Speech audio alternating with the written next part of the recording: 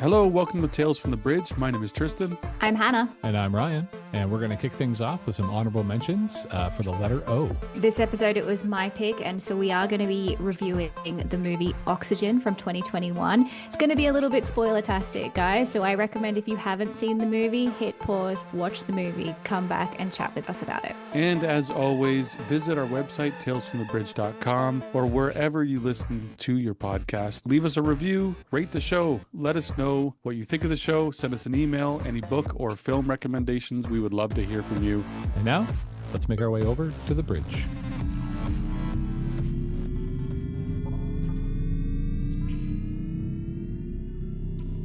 All right, let's kick things off by talking about some honorable mentions of other sci-fi films that start with the letter O. What have you guys got? All right, I'm just going to jump in with the Omega Man classic Heston film. Have either of you seen this movie at all? Yeah, I had this on DVD a long time ago. I think it was a double with Soylent Green. So it was like nice, the early 70s Heston. Oh man, and it's just like leather jacket manliness all over the blighted future. It's and lots of machine guns, right? It's a lot of fun. A lot of machine guns, a lot of gasoline. Yeah, basically, I mean, the broad strokes is he's a doctor that like basically gives himself an inoculation that allows him to be like the last man on Earth, surrounded by mutants. And yeah, there's a lot of that last man on Earth stuff, like tropes, that came from that movie very specifically. A lot of references to it, but yeah, no, it's a good time. That would be my honorable mention for O. Yeah, it's pretty slim pickings for O, but in an alternate timeline, we maybe would have been talking about Oblivion on tonight's podcast. However, I think people who listen to the podcast regularly might begin to suspect that we're actually sponsored by Tom Cruise if we do another Tom Cruise movie. So past, but you know, it stands up. It's a decent sci-fi flick. Can I say it's about clones? I was just about to spoil it completely. That's kind of the twist, isn't it? But yeah, I mean, are we still an effective team, guys? I think we even kind of joked the last time that we were fairly certain that's where it was actually going to land, because neither one of us, at least I didn't know about Oxygen at all. So yeah, this is what I expected was coming. But plot twist.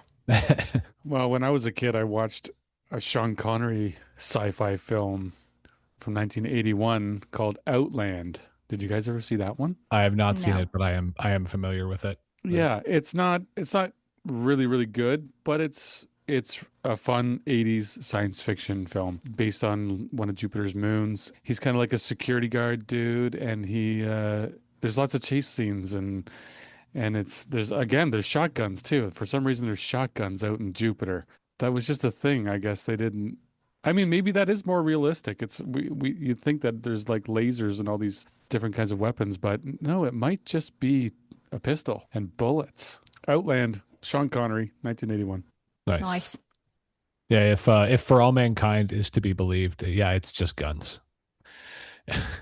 I still haven't watched that yet. For All Mankind. Yeah. I will get to that eventually because I hear nothing but good things. Yeah. It's a TV show, though. It is a TV show. Yeah.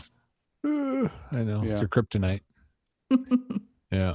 Also, I want to say, sorry, just right off the top, Hannah, thank you for picking this movie. It's like, not to spoil how I felt about it, but like, this was like a real gem that I had no idea existed, actually. And it's fairly recent. Yeah, 2021. Yeah, absolutely. And yeah, anyway, we'll get into it. But yeah, great. Solid pick. You're welcome. I totally knew how good it was going to be when I picked it. It had nothing to do with the fact that there was very few choices. And I aim to please. Got lucky on that one, I guess. Yeah. Well, how about we just get over to it and start talking about it? For sure. Okay, so Oxygen, it came out in 2021. It was directed by Alexandra Azar, who has directed other films such as The Hills Have Eyes, the classic Piranha 3D, Crawl, which is a crocodile disaster movie. Oxygen is his highest rated movie on IMDb with 6.5. So don't let his past flicks put you off. there's an audience for those flicks, don't get me wrong, but this is a different kind of movie. I feel like it stars Melanie Laurent, probably best known by everybody listening from Tarantino's Inglourious Basterds. Au revoir, Shoshana. Was that an offensive German accent? I'm sorry if it was. Uh, but yeah, the plot is a woman wakes up in a cryogenic chamber with no memory, no recollection of how she got there, and she's running out of oxygen. So she has to race against time to rebuild her memory and try and see if she can find a way out. It's available to watch on Netflix. It is in French, but I watched it with subtitles. Did you guys watch it subtitles or did you watch it dubbed?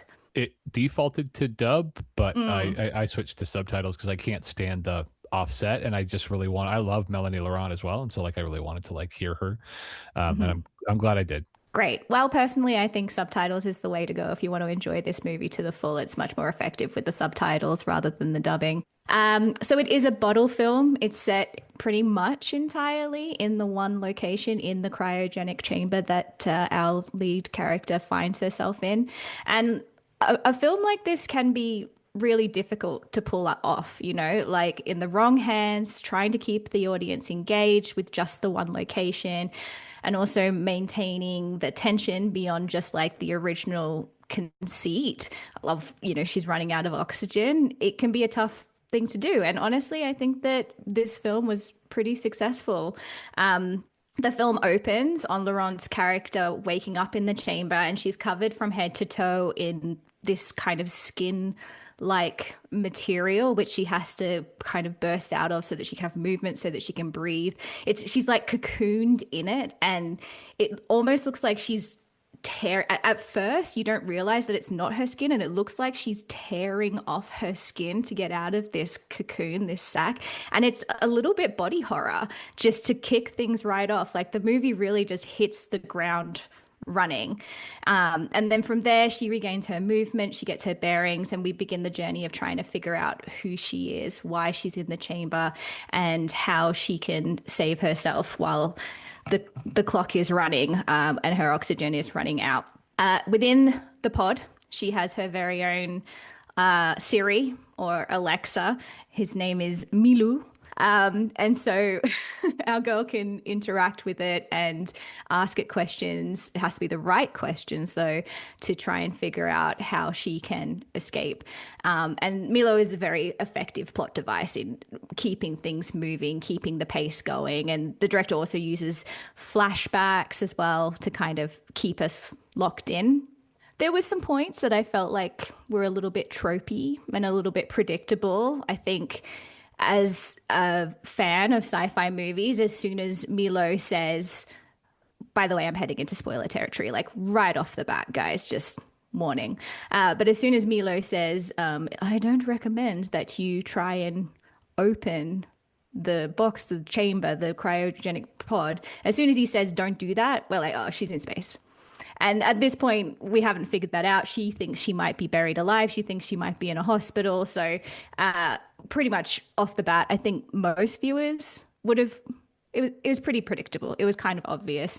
And then, you know, Milo also refers to her as a bioform all the time. And my sci-fi brain was like, clone, maybe clone. So a little bit predictable. But honestly, that's pretty much all I can pick fault with. I think that the score was absolutely amazing. It was done by Alexandre Desplat. I definitely pronounced that wrong. And he's got a pretty hefty resume. But won a couple of Oscars for Grand Budapest Hotel and also for The Shape of Water. So it was actually kind of surprising that a composer of his caliber was associated with this kind of under the radar, somewhat low budget kind of movie. But the score was really effective. I think it did a lot of the heavy lifting to kind of keep the tension, keep the story moving. But yeah, I had a great time. It was a tight 100-minute runtime. I was engaged. I thought the conclusion was really satisfying. There was some great FX of the exterior of the spaceship when it's revealed that's where she is. What did you guys think? Yeah, I thought this was a very fun movie. It was anxiety inducing right from the start. Like it just came out with, like you said, peeling of the skin. I almost felt that panic right away for sure. So right away it was like, okay, so this is going to be effective. I am a sucker for these kind of mystery films too, and books for that matter. But in these very insular stories, like we've mentioned this a few times, Ryan. The Cube, and there's another one called The Circle, or maybe just Circle. And then there's that one where the people are having the dinner party and there's something weird. There's like a time loop going on. Do you remember that one? Ryan, I think we've talked about this too, and I think Hannah knows this It's Yeah. one too. coherence. Coherence, yes. Right. Yeah. Yeah. This felt like that. This felt like, okay, we are in a small spot. Now let's try to find out why we're here. Due to the flashbacks, it kind of changed that format a little bit because now we start to learn about the love. So it definitely opens up the world a little bit more, but there definitely are not many characters at all.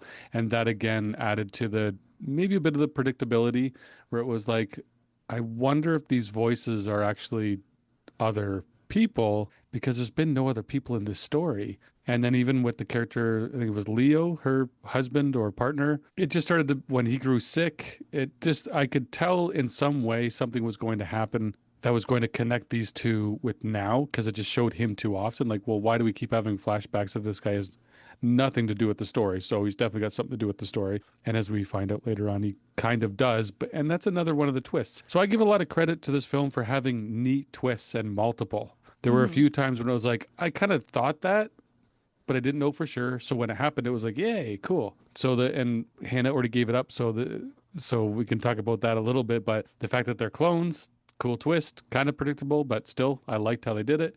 The fact that we find out she's in super deep space. Um, I- is it? Is she Jupiter? Jupiter, or I forget now. Is it Saturn? No, It's a they're headed moon. for yeah, it's A got like moon a off of one of these planets, though, right? Yeah, but it's it was like like basically got a barcode for a name. It yeah, it doesn't. was like Wolf Oh, Wolf okay. L something. Right, that's it. Okay. Yeah. Yeah. But Yeah. when that And happened, it was like cool. they're headed out there to try and repopulate, well, to populate a different Yeah. planet because Earth has been struck by Yeah. a virus which is killing everybody off. So that's why they've been cloned. That's why she finds herself in this spaceship because an asteroid hits it and she is woken up early with depleting oxygen. So yeah, I thought that the pacing was great. I like it at an hour and 40 minutes. I think if it was even 10 minutes to 20 minutes longer, if it got closer to that 2 hours, it'd be pushing it for a story like this. So I feel like the filmmakers knew what they were doing. They knew the pacing. It was well edited. And yes, loved the music. Music was well done. And I guess we'll get into this a little bit more, but it's not like the kind of movie that made me really excited for film. It wasn't like we didn't mention we were talking about the letter O and honorable mentions. We all saw the Odyssey recently. That kind of hasn't left my mind. It kind of keeps popping into my head, the Odyssey. Okay, but you And I don't mean to cannot set the Odyssey as a I bar know. to I compare know. every movie to because you're going to be Yes. disappointed. It's true. But just watching Oxygen recently, I liked it, but it's not coming back to me, right? It's a bit of a, I'm going to call this more of that roller coaster ride. This was a ride to be on while watching, and when it's over, you kind of leave it behind. But I'm happy to go on this ride. I thought it was a great ride, and like Ryan said earlier, thank you for picking it because it came out of nowhere. It's a French film, and we just didn't. I had never heard of it, so nice to be introduced to it. Yeah, I obviously I didn't know what to expect because I didn't even know that it existed. And yeah, being a fan of Melanie Laurent's work, as you had mentioned from Inglorious Bastards, there's so many little pieces of it that allow it to work though. Over and above the fact that like the story itself is engaging, and as we had said, some of the twists aren't. Yeah, they're not mind blowing. For some reason, the second I saw her in a pod, I assumed she was in space. Like even before Milo mentioned that about the oh I wouldn't open it if I were you. For some reason, just the look of it, the tech, It had a spaceship look, it had a didn't it? spaceship Yeah. feel, right? Like I was just like when she is not sure if she's in space, I'm like, oh, you're definitely in space.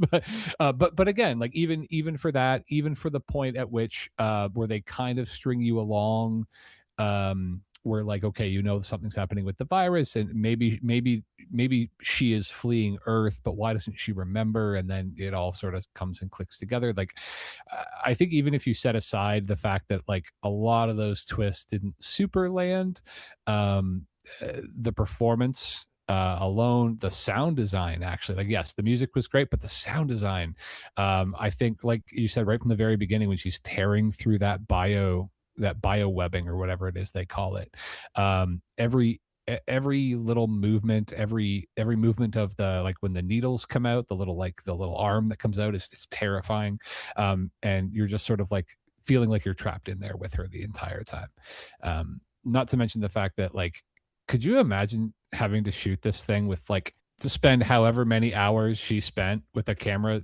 6 inches from her face, like the entire time? I don't know. I don't know a lot of performers that could have carried something like that. Like that's, she deserves a lot of credit, I think, for that performance and holding it on her own. Because we say a lot of people carry a film, but she literally did the entire time. Absolutely. Yeah, no, I was in it with her throughout the entire time, no question. Yeah, and I also liked that Milo sort of went against a lot of the classic sci-fi AI tropes to be like, almost, he's not supposed to be funny. I understand he's not supposed to be funny, but in the way that he is so calculating and dry, and like you said, like, you have to ask the right questions because he's literal, right? Like, he's not a social AI. He's a functional, he's got a job to do. So if you don't give him the right inputs, he doesn't give you the right information. He's not hiding something from you, right? Like, so many of these tropes, it almost feels like the AI has a hidden agenda, like that, not evil, but like that they're not trying to help you. Whereas, like, that's clear. Like, no, like, Milo is doing everything he can. He just doesn't know what you need or why you need it, or why why you're reacting this way, which is very, I thought is great. The interaction between the two of them was fantastic, and I thought that it played very well. I'm not familiar with the performer, Matthew Almeric, I believe is his name, but he carried it quite a bit as well, which was fantastic. So no, yeah, top to bottom, I thought it was a lot of fun. I'm curious to know, from both of you, which piece you think landed the best when it comes to like the believable piece of science fiction. Like, what part of this do you think felt the most like hit home for either of you? Because, like, if you pick it apart, each little piece of it, nothing about it actually is super far-fetched, really, right? So I don't know, what do you think? I think for me, just the point of being far away from Earth in a pod, like, that's terrifying, but that's also a great sci-fi trope. Repopulating a planet, I just like that. Do you guys have a clear answer of the ending? Yeah, I think it's pretty safe to assume that they They made show them it. on the They planet, like holding each having other, a like, cuddle. yeah, yeah. Two Okay. moons behind I guess them. you ended your bath a little early, but yeah. I fell asleep. I was going to comment on that ending specifically too, and actually about how, like, considering how, like, I don't know, futile and like and terrifying the whole journey is, that them ending it in that way. Actually, like, I'm not always a happy ending guy. Don't get me like, Mm. I prefer a little more realism. But, like, honestly, after that journey, I was like, great, have a little hug, do it up. That's great. I love that for both of you, both of you clones. Do it up. That's fantastic. Yeah. Yeah, I think that there is an argument to be made that the film could have been left a little bit more ambiguous.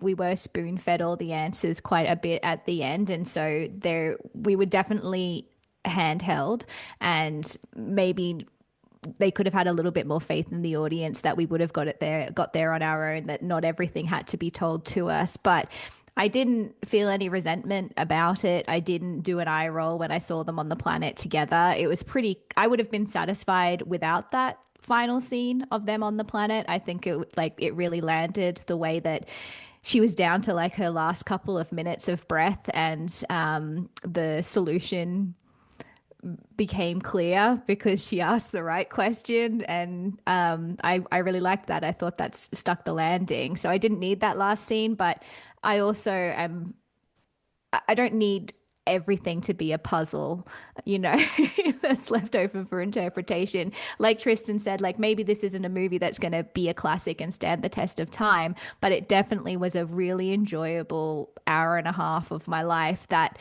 is rare these days, particularly in science fiction, to find a quality flick that is maybe not on the radar and does actually make you feel and hits. It is well made.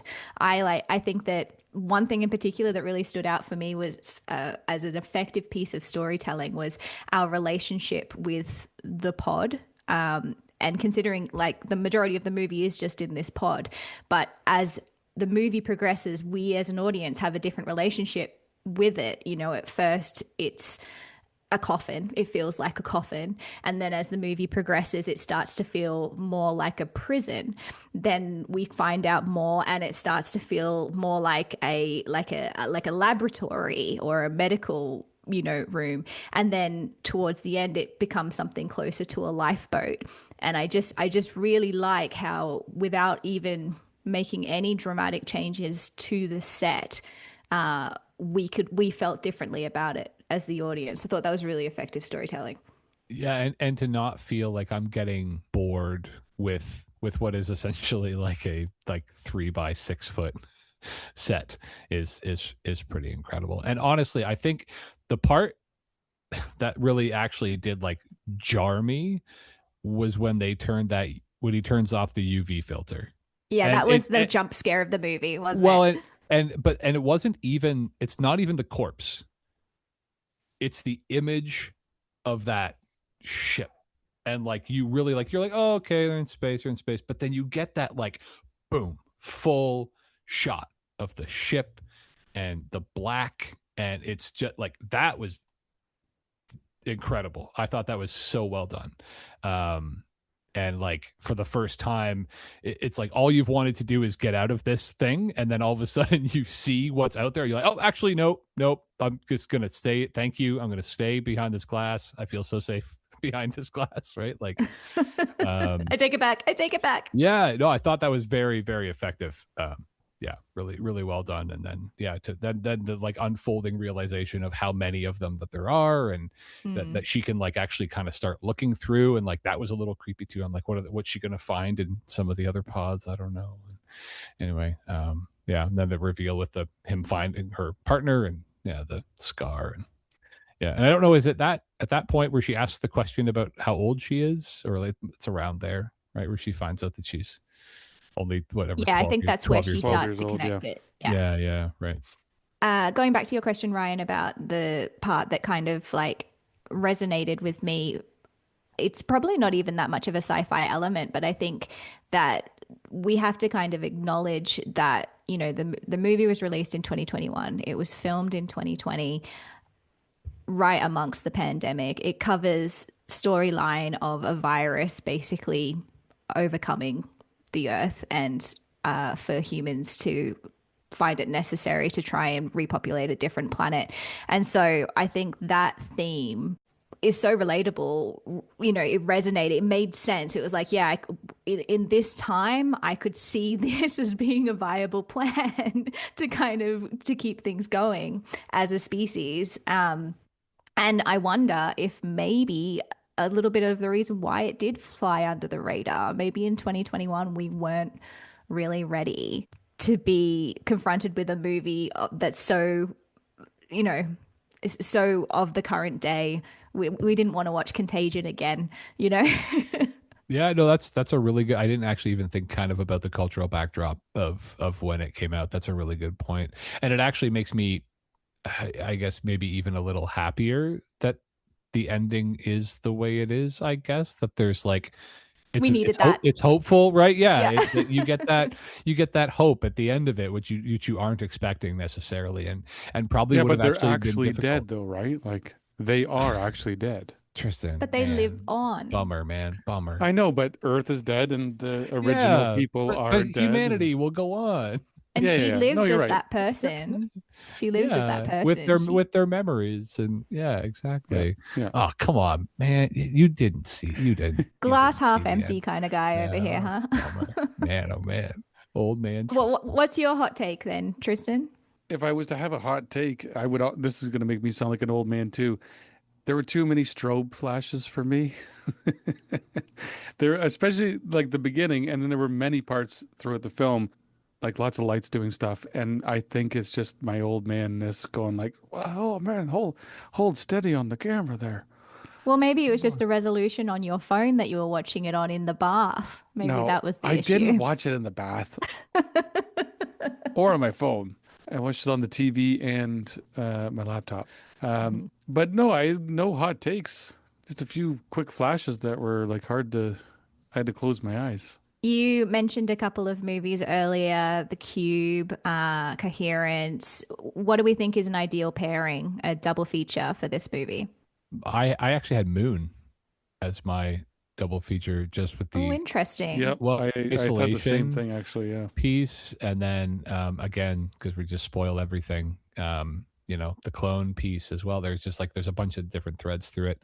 I'm also just looking for an excuse to rewatch it because I really like it, and it's been a while. And I like love Sam Rockwell. Yeah. Yeah, nice pairing. I was thinking Phone Booth. I know it's not a sci-fi movie, Oh but it's kind yeah, of like a guy in isolation. He's trying to figure things out. He has to solve the problem, but he's restricted to one spot. yeah. That There still there holds is up. there is a film I've never seen, and I think you mentioned this before. Was it a Ryan Reynolds film where he's buried Buried. alive? It's called Buried. Buried. Yeah. Okay. So I've only Yeah. heard of that. I've never seen it. I can I've imagine. seen it. Is it It's similar then? I remember feeling like it was really decent. I don't know if it stood the test of time. I would definitely be open to rewatching it again. That one is different because there is no cutaways from memory. It is literally just him in that box, and the only light that he has is from a lighter. I remember reading That's interviews with terrifying. him where Oh he wow. had burns on his hands from filming with this lighter. He like all the hair just was gone from the back of his head because he's obviously lying down in this box all day every day and moving around. So he basically like he went a little bit bald on the back of his head Oh my from God. yeah. Jeez. And that's definitely what Mélanie Laurent went through. Like her coffin looked a lot more comfortable than whatever they gave to Rai Ray, but Yeah, yeah. It's just a even box. so, Yeah. Oh after wow. time, I'm sure it's pretty uncomfortable. Wow. Yeah, I didn't realize that was Reynolds too. Huh. Yeah, a That's bit of that's a 15, departure from him. 15 plus Yeah. years ago, right? That's a while Yeah, ago. Yeah. 2010. Yeah. Interesting. Anything else? Anyone want to talk about for Oxygen? I definitely enjoyed it. Yeah, more than I was expecting. I will definitely say that. And It's a three and yeah. a half for me if we were doing stars. Three and a half, which I Sure. think is excellent. Yeah, absolutely. And like hats off to Melanie Laurent for carrying every minute. That was pretty awesome.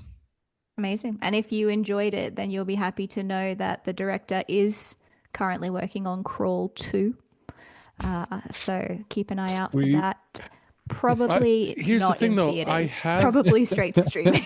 no, I don't think so. I have heard many people say that Crawl is very good. Now I've looked it up on IMDb and I see it's got a 6.1 maybe. That seems low. However, I've heard many people talk that about this film as if it's really cool and it's very fresh. Like I said, I've seen When it bits came of out, it. Quentin Tarantino said, not that I'm saying that he's the greatest judge of films, but when it came out, it was one of, if not his favorite film of the year. So, I Hmm. mean, that's got to say something as well, right? Yeah, I saw bits. I put it on and it didn't hold my attention. Hmm. I do think there's an audience for this. I think it borders so hard on silly that it's hard to maintain the tension in a movie like this. But I do remember there was a few bits where it was like, how is she going to get out of this? This feels pretty legit. But you know, I'm from Australia, so crocodiles just aren't that scary to Just me. part of your What can I life. say? Yeah. Just a Tuesday for you. Yeah, That's that's funny. funny. Nice. Yeah. So it's just Oh, one give it a big shot. crocodile. That's the whole thing, I think there's or multiple. I alligator. think she's stuck in a house. Yeah, it looks And like a there's, flood or something. yeah, and Definitely. she's like, she has to crawl under the house, but they're under the house, they're in the house, they're over the house, they're anywhere that the All plot can right. get them in. Nice. That's a double feature with Sharknado, I think. Nice. Yes. Which Planet of the Apes movie Tristan picked?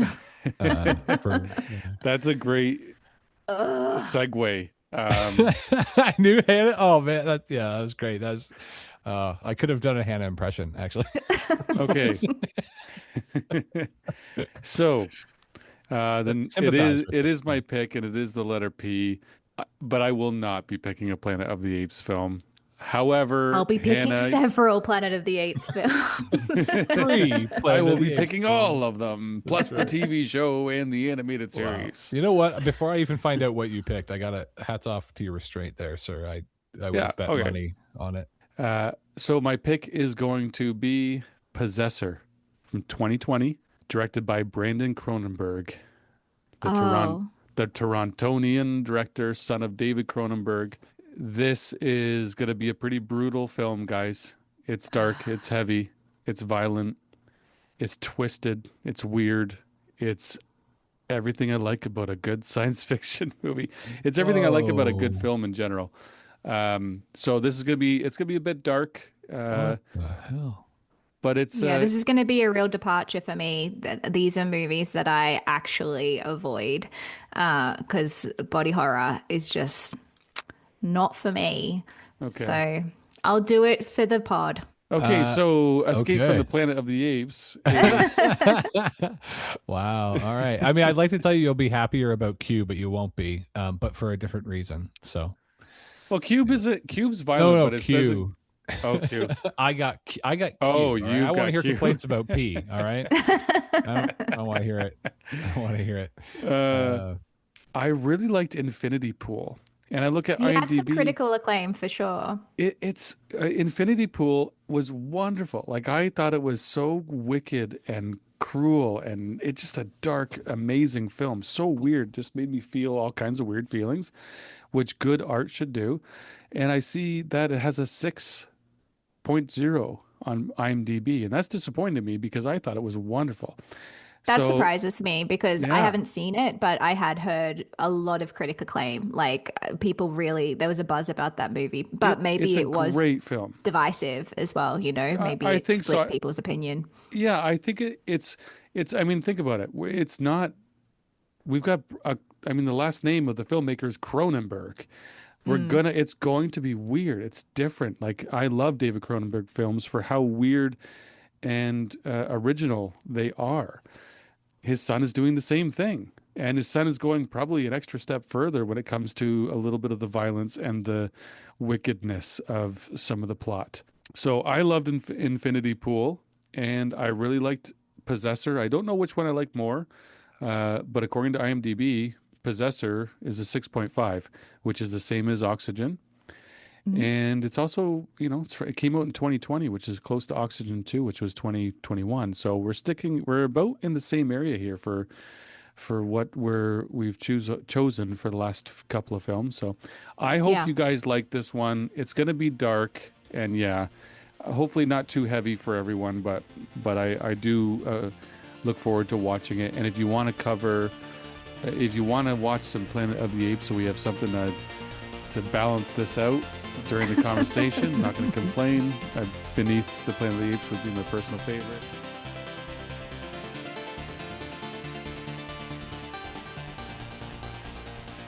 Thank you for joining us on Tales from the Bridge once again. We very much appreciate you. Lots more to come. Interviews with authors, book club episodes, film club episodes. Until next time.